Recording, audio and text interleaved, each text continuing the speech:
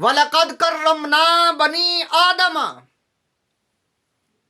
اور البتہ تحقیق ہم نے عزت بخشی، بڑی فضیلت دی ہم نے بنی آدم کو، اولاد آدم کو تمام مخلوقات سے افضل و اعلیٰ بنایا۔ وَحَمَلْنَا، اور ہم نے ان کو سوار کیا، اٹھایا ہم نے، فی البر والبحر، دریاؤں میں سواری کرتا ہے انسان، دریاؤں میں جاتا ہے، اور بری خشکی میں سفر کرتا ہے انسان۔ وَرَزَقْنَاهُمْ، اور ہم نے رزق دیا ان کو، من الطیبات، پکیزہ رزق، بہت ہی اعلیٰ رزق۔ انسان کی یہ فضیلت ہے۔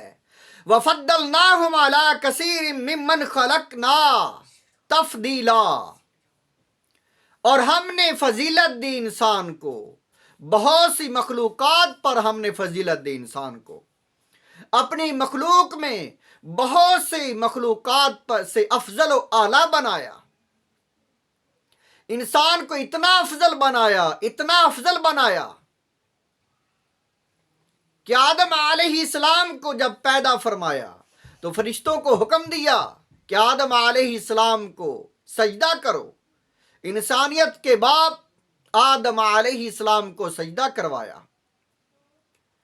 آدم علیہ السلام کے بعد انبیاء کرام تمام مخلوقات سے افضل، فرشتوں سے افضل، اور انسانوں میں جتنے لوگ ہیں صالحین نیکوکار جو ہیں لوگ، وہ افضل و اعلیٰ ہیں، عام فرشتوں سے افضل ہیں۔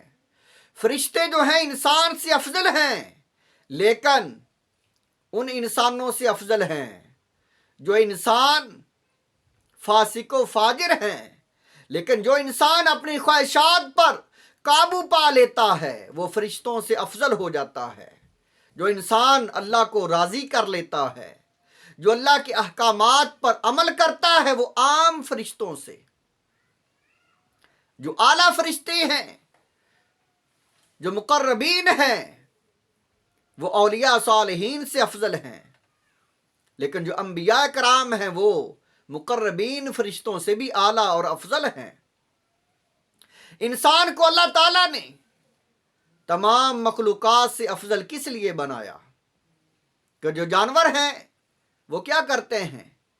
ان کے پاس نشو و نما کی طاقت ہے، ان کے پاس شہوت ہے، خواہشات ہیں، لیکن ان کے پاس عقل نہیں ہے، حکمت و دانائی نہیں ہے۔ فرشتے جو ہیں ان کے پاس عقل بھی ہے، دانائی ہے، لیکن ان کے پاس نفسیانی خواہشات نہیں ہیں۔ انسان واحد ایسی مخلوق ہے جس کو اللہ تعالیٰ نے یہ ساری صلاحیتیں عطا فرمائیں۔ وہ افضل و اعلیٰ کیسے ہے کہ اس کے پاس نفسیانی خواہشات اور اس کے پاس عقل و دانائی اور اس کے پاس نشو و نما کی طاقت ہے۔ جانور جو ہیں ان کے پاس عقل و دانائی نہیں ہے، فرشتوں کے پاس خواہشات نہیں ہیں۔ فرشتوں کی خواہش یہی ہے جو حکم الہی ہے، وہ اللہ کی عبادت کرتے ہیں، یہی ان کی چاہت ہے۔ لیکن انسان کے پاس جو چاہت، اس کی خوشی، اس کی من مرضی، وہ خواہشات ہیں، لیکن جو اپنی خواہشات پر غالب آ جاتا ہے، جو اللہ کے احکامات کی پیروی کرتا ہے، جو اللہ کا مقرب بن جاتا ہے، وہ انسان فرشتوں سے بھی افضل بن جاتا ہے، اور جو انبیاء صالحین ہیں وہ مقربین سے بھی افضل ہو جاتے ہیں۔ یہ باتدریج ہے جس سے انسانوں کو فضیلت ہے۔ لیکن انسان جو فاسق و فاجر ہے وہ بدتر ہے۔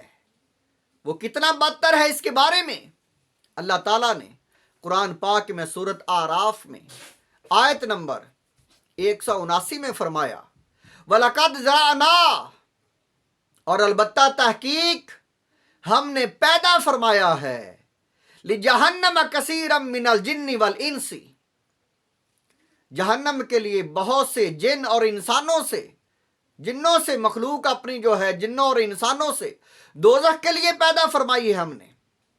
لہم قلوب، ان کی نشانی کیا ہے؟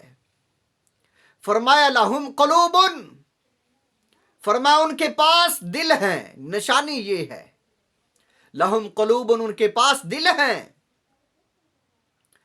لیکن لا یفقہون بہا، وہ دل ایسے ہیں ان کے پاس کہ وہ حق بات کو سمجھتے نہیں اس کے ذریعے، وہ دوزخی ہے انسان۔